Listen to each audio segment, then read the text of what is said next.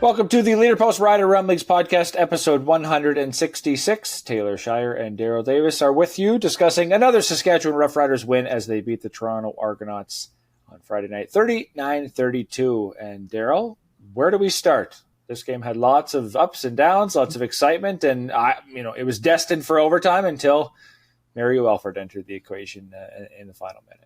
Yeah, I'm one of those people. Everybody was saying, who thought Mario Alford should be cut in the preseason? I did. After watching Mario Alford last season and watching him run out of bounds, and maybe he was hurt, but he wasn't the same guy last year. I thought, they've got Dre McCray, right, who's a young returner in camp this year, had a pretty good preseason. I thought Mario Alford was on his way out.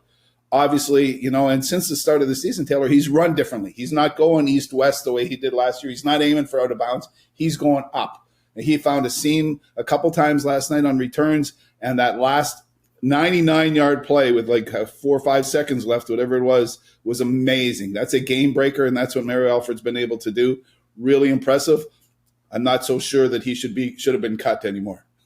Yeah, he seems to have been sparked maybe by that competition, right? Competition always helps everybody and brings out the best in everybody. So I think that Dre McCray kind of potentially taking his job maybe helped Mario Alford, rejuvenate him, stay in the game. He had a great return in the first half, cut back up field 35 yards for a good punt return.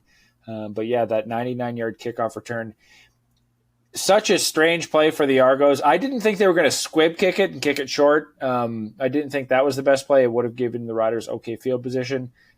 But the fact that they had not enough guys on the field, I think was maybe the biggest coaching blunder, right? And obviously coverage, right? I just don't know if I've ever seen, I don't even know if there has ever been a 9-second game-winning kickoff return ever in the CFL, right? Like probably we can look that one up, but we've seen punt returns and even kickoff return. Yeah, good point. Field goal preferred kickoff return. That's usually we don't see a lot of kickoff returns in general.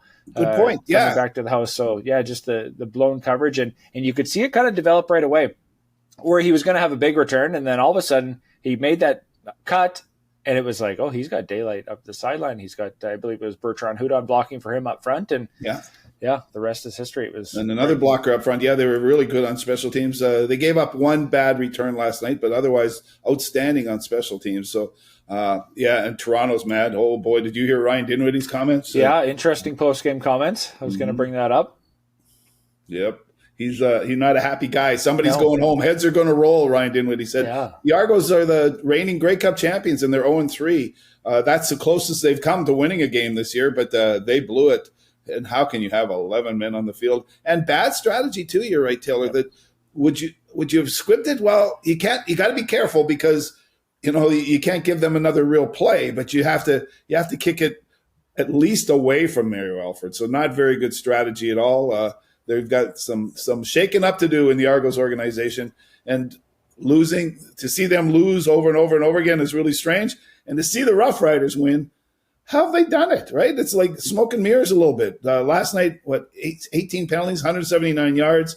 They weren't playing very well. They kind of had control of the game and then almost threw it back, which is what they've done all season. Here they are. They could be 0-3. They're 3-0. Yeah, I mean, the defense was a big factor in winning the first two games late in the fourth quarter, right? 2 big shutdowns, and then it was the special teams on Friday night. But that, I guess, winning kind of puts icing over whatever the cake looks like. If you put icing over top of it, there's your win. Yeah, there's a lot of negative things. The cake probably didn't taste that good, is what I'm getting at. But it looks nice because there's a win on top. The penalties. I mean, there's a lot of positives too, right? Dante Myers had a great game. Mario Alford's touchdown. AJ Ouellette had a great game. Offensive line continues to play well. I mean, we can talk about all this, but the goal line stance too, right? The Riders had 3 stops on goal to goal, really big. 2 of them from the 1-yard line, right? So really impressive on the defensive point from the defensive point of view. But those penalties, oh my goodness! Yeah. But and even saying that, the defense, they gave up an opening drive touchdown, which it didn't look like they were awake, and I wrote about that in my 10 Thoughts article. I read that. It was because Ottawa scored on the very first drive in week 1. Hamilton scored a touchdown on their second drive in week 2, and then they give up another opening drive touchdown in week 3. So I don't know if it takes a few drives for them to get into the game, but I think playing from behind, obviously this team has no problem when it's only a touchdown, but I think they'll need to work on that. But I think the biggest thing that the defense will be working on this week is what happened. How did Nick Arbuckle drive the field late in the game when we talk about how strong this defense is and go for that game-tying touchdown? They've been able to stop the offenses in the first 2 weeks, and they allowed Nick Arbuckle, who I don't think is a premier quarterback, and they have a rookie running back, a few good receivers, obviously, but they were allowed to drive the field and punch in that touchdown, which I thought, again, was going to force overtime, and who knows what happens in overtime, right? Yeah, true enough. But that's that zone defense, right? That everybody's kind of used to playing against it. And when you talk about those big plays at the end that saved the first 2 games for them, they came up with man-to-man blitzes, right? So they changed their strategy a little bit to be effective and didn't change it so much last night because Arbuckle hadn't been sharp. He had missed a lot of targets. He ended up throwing, 259 yards or something like that, I think, Taylor. And it's the fewest passing yardage, the smallest passing yardage total that the Rough Riders have given up this season. So most of it, though, you're right, was on that last drive that tied it up, and everybody was ready for overtime. But how did they allow that? Well, maybe they should once in a while throw those blitzes in and just change things up a bit. We do wonder how often and how many times they're just going to play that zone defense that Corey Mace, the defensive coordinator, head coach, likes to use all the time. And maybe last night was a good example of why once in a while they should switch it out. Yeah, and passing yards are one thing, but when you can't sort of press them, I believe, even on that 2-point convert or anytime they're near the goal line, right? It seems like you should press them more and play more man-to-man or play. They played man on that tighter. last 2-pointer. They did play man, I think, on that last 2-point convert, but didn't do very well. Still got beat on it. Yeah, exactly. Yeah. Interesting, but again, they're 3-0, so you nitpick a few things here or there. That's what we're going to do. That's what the coaches are going to do. Coaches love that, don't they? Yeah. They're 3-0. The team's perfect, but you could say perfect record, but not perfect on the field. So you say, we got stuff to work on, guys, and they're all motivated because they're undefeated. Okay, we'll work on it. So it's a perfect situation for the coaching staff and the team. Yeah, and Brett Lothar, I guess, we should talk about the kicking game. He's a sort of an example in that because he made all 5 converts, and he missed 1 of his 2 field goals. So he makes 6 for 7 of his kicks, if you want to call it that. That's sort of, looking at it in a different lens. But he missed a crucial kick in the fourth quarter that could have potentially iced the game for this team. Yeah, are we concerned yet? I would bring somebody in to challenge him. I know that it doesn't sound like in post-game interviews Corey Mace wants to challenge him. He says he's our guy. We had faith in him. We would have put him back out there to win if they had returned it within field goal range. He said, we have no doubt that he can do it. But I think that players might be starting to doubt it. And if you watch closely, you saw this on television just as I did, that missed field goal, 32 yards. Did you see the glare exchanged between Brett Lothar and his holder, Joe Couch?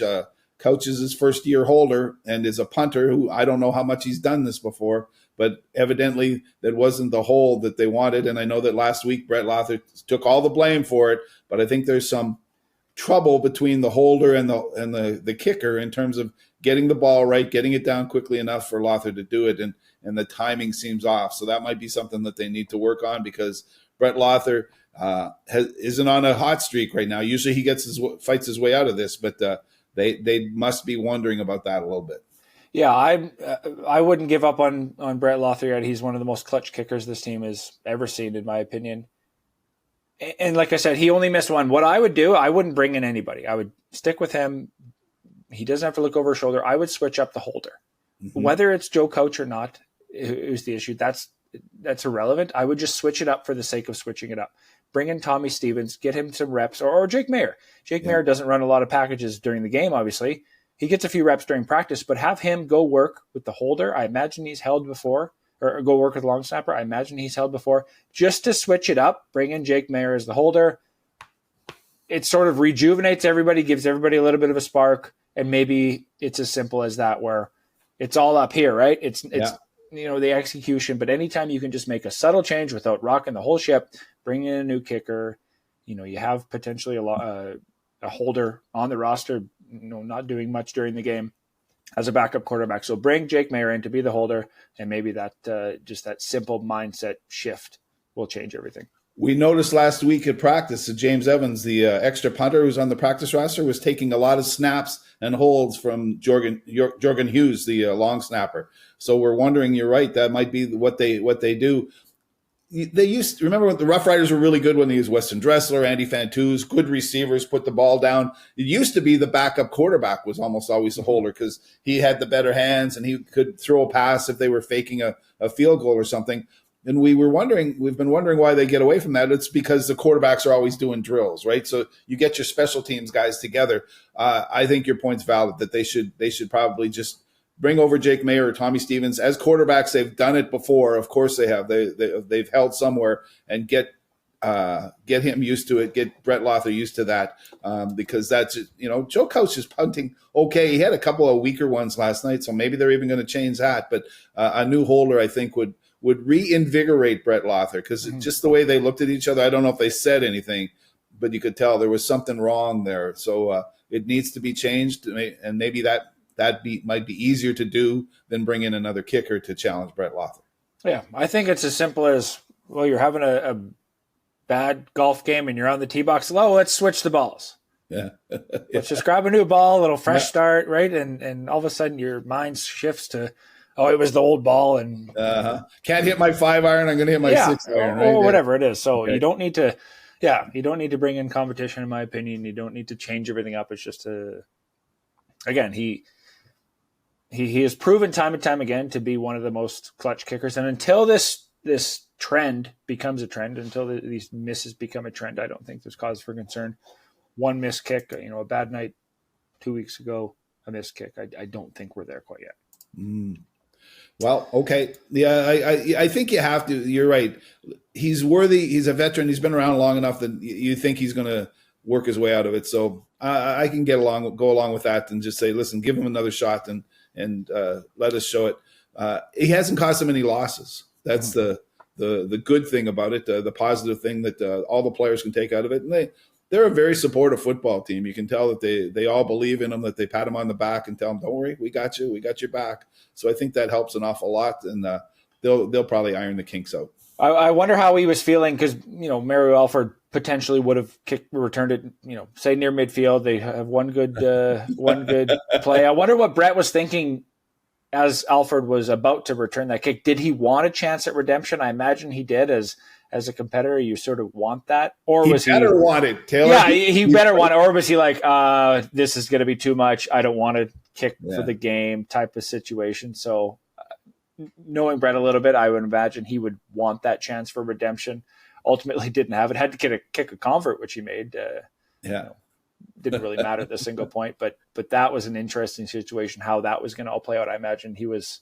Yeah, it would have been interesting to watch him on the sideline as Mario takes that kick. Okay, he's getting ready to potentially go on to kick a game-winning field goal, and watching his returner take it to the house, and almost like a sigh of relief in a sense, but also I imagine he did want that opportunity. So if you're a professional competitor like he is, they should want it. And you're right, the team was already planning. Corey Mace said that he and Mark Mueller were planning, well, what if we get it here, what are we doing? What type of play should we get to get into at least field goal range? And they wanted to set Brett Lothar out again for that one.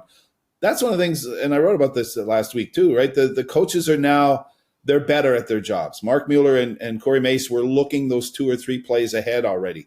That's what you have to do as a coach. I don't think they were doing it as well as they have been this year. They seem to be pretty well prepared for their strategies, and I think that's a huge reason why this team seems to be calm, because they've got it mapped out a couple plays ahead, and that's why they're winning in my mind. It's a tough thing to say this is exactly why they're winning, but it sure goes a long way to contributing to victories, I think, and that they knew what they were doing. They got way more than they bargained for. You're right, the Mario Alford return was electric and amazing. So they were at least ready for what was probably going to happen as opposed to what did happen. Yeah, and again, they're not playing perfect. It could have been 3 blowouts if we look at the third quarter of all 3 of these games. They keep their foot on the pedal, and all of a sudden they're blowing these 3 teams out. But they're allowing them back into the game, forcing other players to step up, whether it's defense, special teams, whatever it might be. So again, They always say they're not going to apologize for winning, but there's always something to do and always something to work on. Yeah. Another guy I want to talk about was Dante Myers. Sam Emilus heads to the injured list. Keen Schaefer-Baker's out for a while. Keyshawn Johnson had a great game last week, and he was, I guess, the second best receiver on Friday night. But Dante Myers, 2 massive catches, 125 yards and 2 touchdowns. And yeah, it had to be somebody to step up. Trevor Harris didn't throw the ball a lot, but somebody had to make the plays, and Dante Myers was that guy. Yeah, Harris was, 11 for 17? And 13, 17, I think. Yeah, something like that. Pretty good, okay numbers, but not a really a whole overwhelming passing attack. AJ Ouellette ran pretty well out of the backfield, right? They had Thomas Bertrand-Hudon ran well, had a touchdown called back. Man, he's such an impressive runner. He plows ahead all the time. But they did need a receiver to step up. Keyshawn Johnson had done it last week. In the fourth quarter, he came in again too and helped out because they were starting to key on Dante Myers a little bit. But with that battered and beaten up receiving core, who's going to do it? Every week it seems to be somebody else. It wasn't Del Duncan Busby's best game. He I think after that penalty that he took was kind of out of the game a little bit. Didn't seem like he was really playing the way he used to. Mitch Picton made a good catch, but you're right. Dante Myers was the guy, the target, and breakaway speed, and a beautifully run pattern to score that long touchdown. So they can spread it around, which they have to, right? And they're hoping Sean Bain can come back, right? I'm sure Sam Emilus is going to be back soon. So some of these frontline guys are going to be back, but the other guys who have held the fort have done a pretty good job. Yeah, Sean Bain's hasn't practiced yet, but has been working on the sideline. He's, interestingly enough, on the 1-game injured list, so he's missed 3 games now. MLS is on the 1 game. It'll be interesting to see when he returns. Could be as early as next week against the Lions. And then Schaefer-Baker, I think, will be out a little bit longer based on his foot injury. He's on the 6th game. So let's give some props to some of the defensive guys. I thought A.J. Allen played exceptionally well. Hey, he's first career sack. Yes, first career sack, yeah. And I think he was all around the ball quite a bit too. I thought Tavon Campbell played a great game too at corner, that nice interception. Trevor Harris threw it right back the next play on an interception, but still was a great play by Tavon Campbell. He seems to be fitting back in. He's such a great speed. The way he closes on some of those plays is absolutely amazing. His speed. So they got some good plays, big plays out of good guys. Even a throw into the end zone on that one that Roland Milligan kind of fell, but I think he might even plan to fall. That he covered the receiver so well that they're making big plays at the right time. There were a couple of drops, though, right? Marcus Sales should have had an interception. Nelson Lacombo probably could have at least knocked the ball down. So when they make a mistake, they get burned a little bit, but they've also made some pretty good plays that have really saved themselves a couple of times. Yeah, that interception or potential interception by Marcus Sales cost them 3 points. I mean, that could have been a complete game changer in the second half when there's 3 less points on the board for Toronto. So something obviously to correct, but that's why they play defensive back, right? They're not known the receivers essentially for But when it comes to, I guess, a few key defensive players played well. I think the offensive line deserves some props as well. They did let up 1 sack, and Trevor Harris took a couple of big hits after he had thrown the ball, which, that's going to happen over the course of the season. He bounced right back up and looked fine, but those are a couple of big hits. But for them to allow just 1 sack, I think speaks to the preparation and the lineup that they've been able to put. I don't know how, but they're able to put together this lineup that along the offensive line that looks great, despite not having 2 of their free agent signings in the lineup that were going to be starters potentially. You're right. Kudos to Edwin Harrison, the offensive line coach, right? What he's done with that offensive line. 2 sacks in 3 games. Amazing. And I know it has a lot to do with Trevor Harris, the quarterback, and his quick release, his quick reads. He doesn't throw deep very often. He dials down a little bit, but it's still pretty impressive when you think about it. I know Toronto had a rebuilt defensive line. It's lost a lot of its key players, but it's still not a bad team in some spots of it. So just to keep Trevor Harris upright, there were a couple of delivery sacks, but he made the passes when he had to. And the fact that they're not giving up those sacks makes everything a little bit better, because what's the biggest concern about this football team all the way through? Don't get Trevor Harris hurt, right? He's got to be healthy. I know they've got a deeper quarterback room this year than they had in the past, but he is still the key to this team's success. And the fact that they're not letting people get near him very often is a really good sign for the Roughriders. Yeah, they're doing it with a rookie left tackle who's a Canadian and 2 American guards. I talked about this last week on the podcast. I don't think I've ever seen a rookie left tackle, let alone a Canadian, let alone 2 American guards, right? We saw Trevor Reed last year, an American rookie, play well, but Daniel Johnson, I think, is for being a 5th-round pick. He's stepping up, and Corey Mace has called him the most improved player and has now earned a starting job due to a couple of injuries elsewhere, and looks to be fitting in just fine. Yes, he does, and Logan Ferland's playing really well. Jacob Brammer struggled a little bit with penalties last night, the guard, right? He's a good player, but he's got to tone it down, and I think there's going to be a lot of that this week. Tone it down, you guys. Tone it down. Ryan Dinwiddie was talking about the chirping that the Roughriders were doing, and it did turn into a very chippy game. And guys like Brammer, who's a very good player, but you can't lose yourself in the flow of the game. And I think that's what this week is going to be, a lot of dealing with the psychological part of the football game. So physically, they seem to be okay. But they just got to tone themselves down on taking penalties. Yeah, so the Riders will host the BC Lions on Saturday at Mosaic Stadium. They're back at home after 2 straight East Division games, and we'll have to see if who the Lions bring out here. If it's Nathan Rourke, if it's Jeremiah Masoli, whoever they might have at quarterback, we'll have to wait and see. First game against the West. They've had 3-0 against the East, so this will be a pretty good indicator of where the Roughriders stand in terms of playoff possibilities. It'll be a fun game to watch, and of course, we'll recap it next week on the Rider Rumblings podcast. Darrell, thanks as always for joining. You bet, Taylor. See you soon.